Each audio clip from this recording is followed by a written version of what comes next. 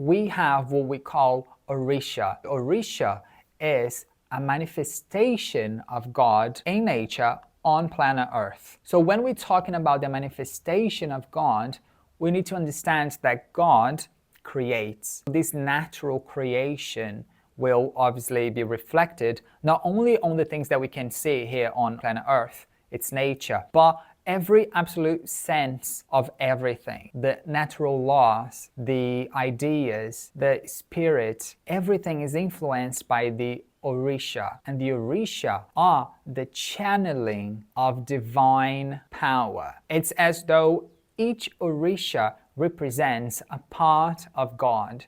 So God is not operating directly here on the third dimension. God is acting here, but there are many channels in between God, the Almighty, and us. So we have the Orishas as the closest to us before God. There are many others above the Orishas, but the Orishas are the closest to us in terms of divine presence. The Orishas are not spirits, they are not beings. So when you see a picture, a photo, a statue of an Orisha, it's because of personification.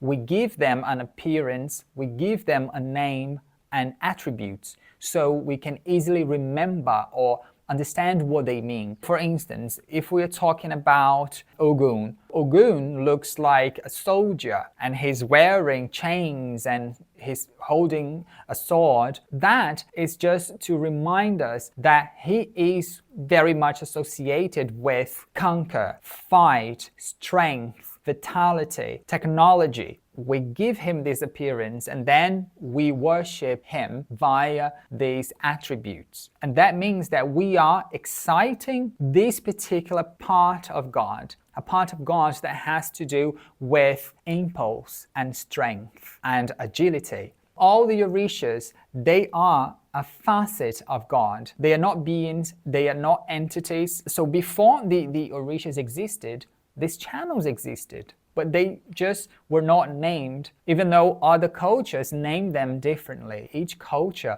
has their own beings and even their own gods. Some of them treat them as gods under different names. Some others don't see them as gods, but angels. And some others don't see them as anything, but just, again, facets of the same God.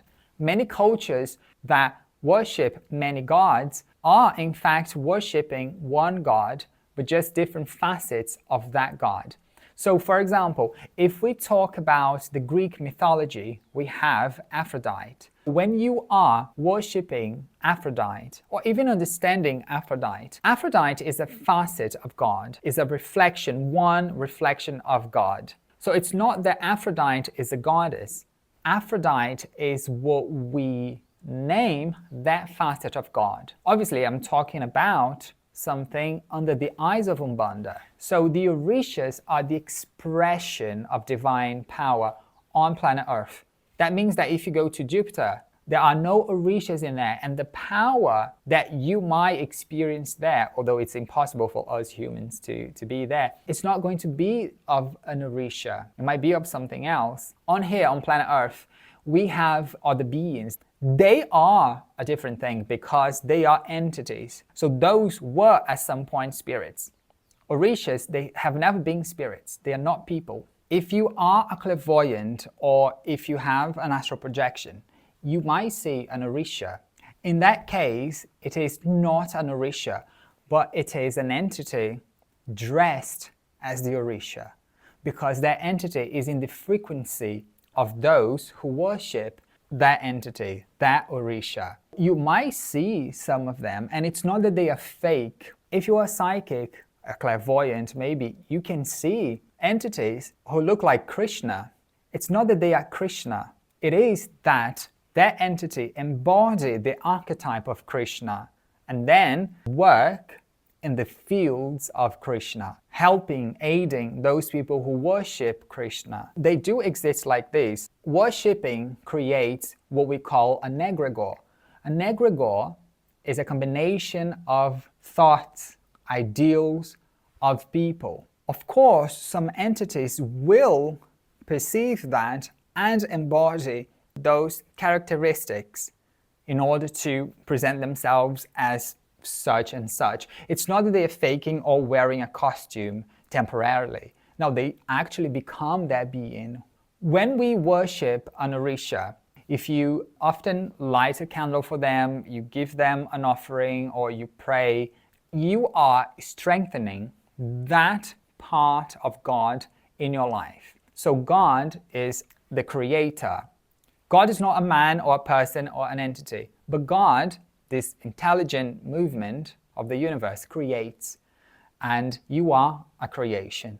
So when you emphasize a particular aspect of creation, then that aspect tends to get excited, gets to evolve, gets to expand. So let's say that you are worshipping Oshun. Oshun will be the part of God related to love, care, self-care, self-love, self-esteem, abundance, beauty, balance.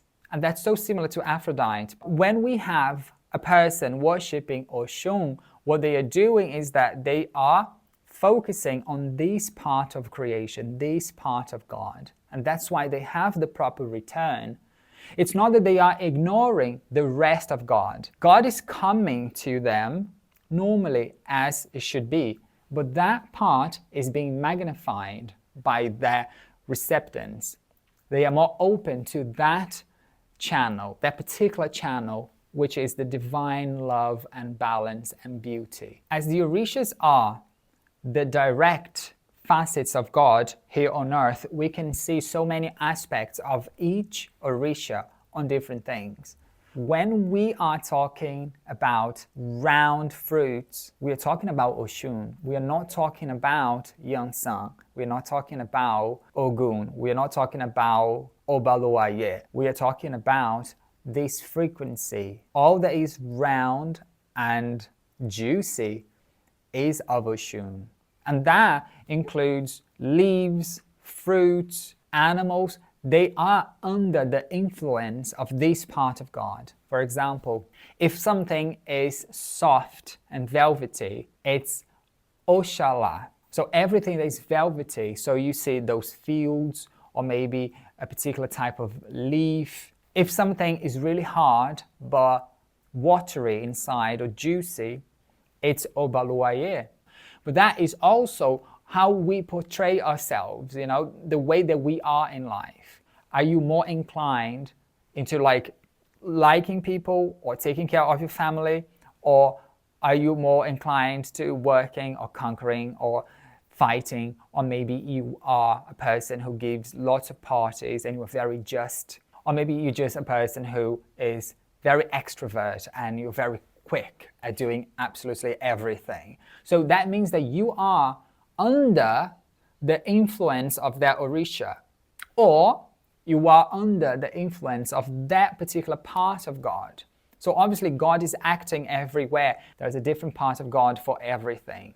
It's needless to say that many spirits work for particular Orishas. You have so many spirits working for Ogun, so many spirits working for Oshun, so many spirits working for Shango. When you worship Shango, you are getting in touch, and you might not know that, but you are getting in touch with those spirits who work for Shango.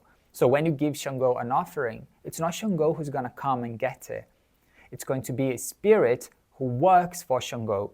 Not necessarily a Shango-looking spirit, because those would be high-ranking spirits. We are talking about the spirits who are much higher than you are in terms of spiritual enlightenment, but they are spirits who work under the rule of Shango. They will collect the offering and they will implement that wish that you had if you deserve, etc. And that's the same thing for Oshun. You have so many spirits working for Oshun. And what is fun is that many spirits who work for Oshun work for Aphrodite. And many spirits who work for Shango works for Zeus. So that's very funny, but you see that those spirits, they have no religion. There's no such thing for them. So they are working for God but they are utilizing Umbanda or whatever religion as a platform to act. So when you worship Shango, yes, you are worshiping their part of God. But if there is something to be done or received to or from Shango, it's a spirit who's going to do that on the behalf of Shango.